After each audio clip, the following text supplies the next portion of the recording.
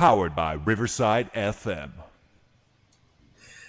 Hello and welcome to the Replimat, a semi-regular podcast looking at the episodes of Star Trek Deep Space Nine, featuring a seasoned fan, Andy. Hello. And a brand new viewer, me, Tim. Hello, Tim. Hello. And this week we have Season 1, Episode 18, Duet. Story by Lisa Rich and Jean Carrigan-Fauci. Teleplay by Peter Allen Fields, directed by James L. Conway.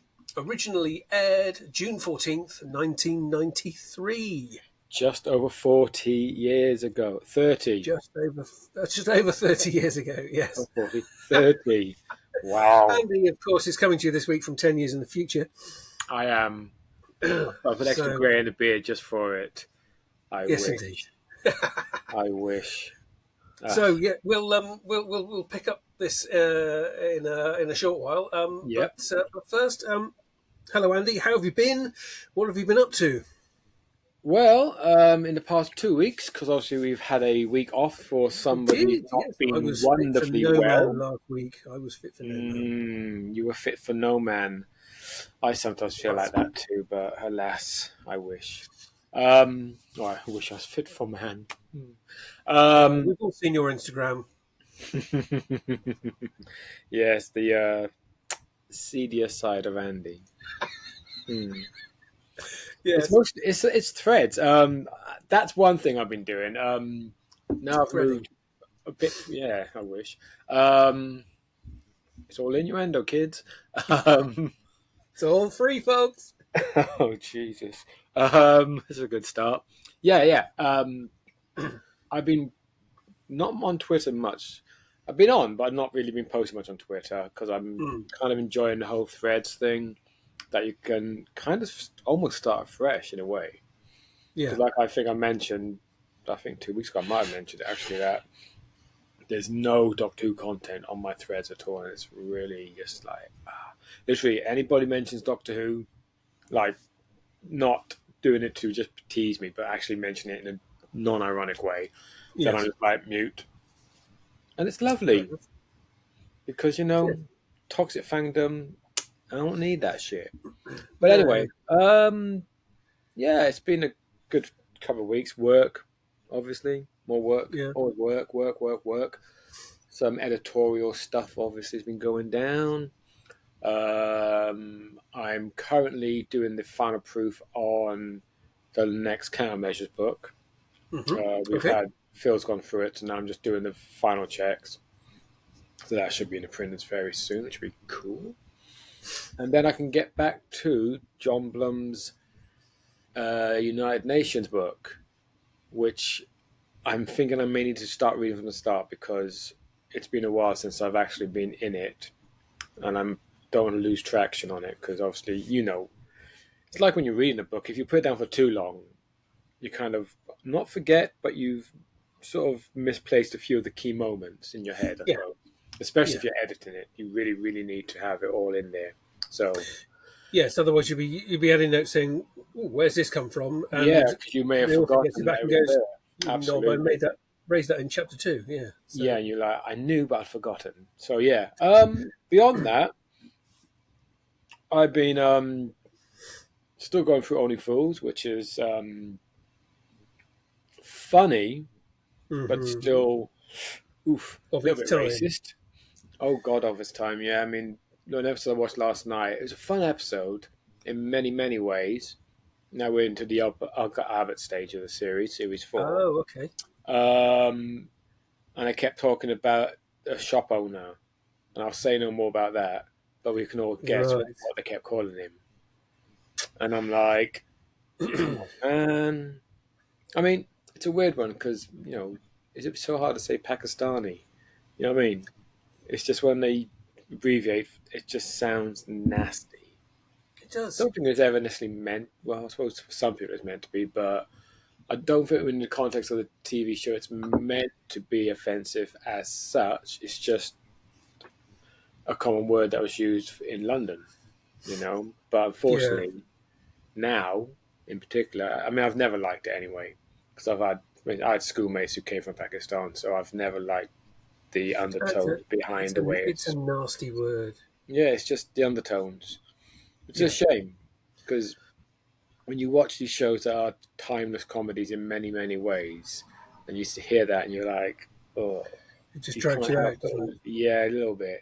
But it doesn't take away from, it was great at its time. It still holds up mostly. Beyond that, I've been watching V, not for Vendetta, V for Visitors or Victory, depending on if you're on the side of Resistance or not.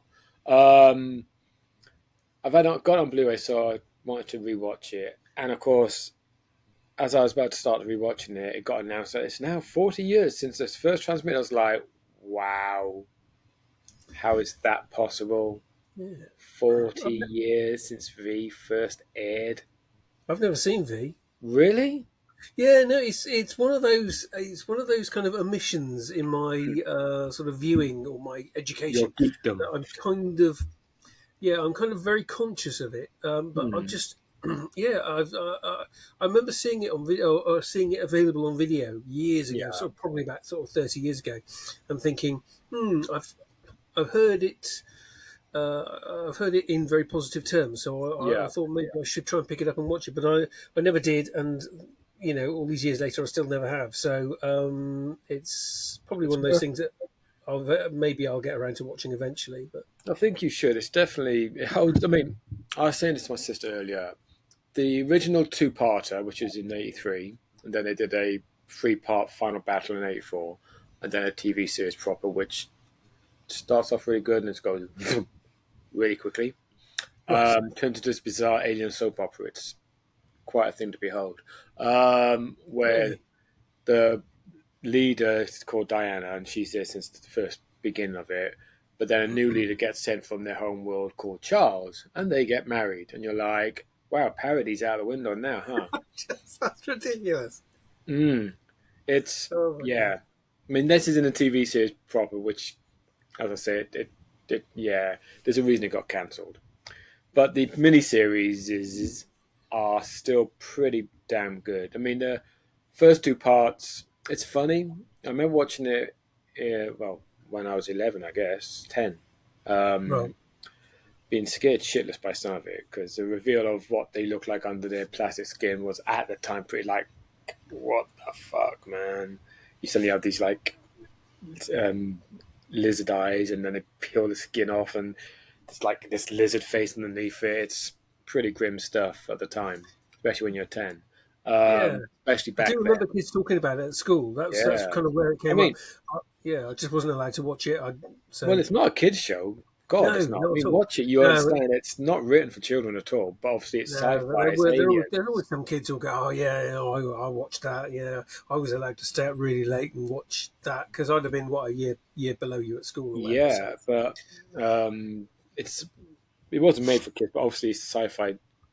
So obviously, kids are going to watch it. It's aliens. Of course, kids are going yeah, to watch either that it. or someone's parents had videoed it Yeah, and it was shown you know fairly late in the evening, as I watched recall. it when they were out in the school holidays or something like that. So it's just Yeah, but I still think it holds up really well. I really enjoy it still. okay. And of course, as these things happen, like with Star Trek has happened to me a few times, it made me think, I used to read the novels. I want to get them and reread them because I haven't read those in decades, Oh, you're going to literally go down that hole. decades. Yes, I have. Which is why this past week I've been reading The East Coast Crisis, which is the first proper novel after the novelization of the series, Right. which is set in the year gap between the final battle and the series proper. Because the series proper opens at the tail end of the original of the miniseries, and then it's the whole year forward later. We've survived. A year later, we're celebrating. Blah blah blah. So this tells some of the stories of, and it's quite good because the authors, A.C. Crispin and Howard Weinstein. That's probably too close to be too blurred. Yeah. Them. Autofocus clearly. they've written at this point. They've written a few Star Trek books. Not Next Gen. Weinstein's a name I recognise, so it's possible that I've seen the name on some Star Trek books. Possibly, but I I don't suspect own any, he's but written. I imagine he's written non-Trek as well over the years. yeah, Like they all do at some point. But genre what fiction. I find great about this book is it's set during. This is actually this. I tell you, like this one's actually set during the original series rather than after. Like the year Okay. gap coming up. This one's set during, but in a different city with different characters. So they get to retell the story, but from new perspectives, which is quite interesting to show you a bit of what else is going on. Because the TV show focused mostly on LA and those environs. So this looks at New York and Manhattan and stuff. So it's a slightly different mindset of people. I know that Okay. I seem to recall, but I may be mistaken, at least one book was set in England. I've got a feeling, but it's been a long while. But, Right. rabbit hole. But on the plus side, there's only I think 12, 13 of them. So it's not a huge rabbit hole to fall down. Cool. Unless I start getting all the comics as well, and I'm not doing that. I hope. But no, yeah, it's good. It's nice to go through them. Yeah, what I was going to say about these two authors, what's great about this is what them in this afford the ability to write, as it were, real people in the real world. Although there's a few alien bits, but the real characters dealing with real politics and propaganda, and whereas usually they're confined by the rules of Star Trek. So obviously, in the future, these super evolved, enlightened humans, or at least perceived to be. So it's nice to see them playing with real people in the present, and that you can tell you can just feel the freedom they suddenly have. Because I have to say, having read a couple of their books recently-ish, that this is easily them their best work. Because you can Cool. see that freedom has really helped them to just focus on writing good stuff at last. But that's what I've been doing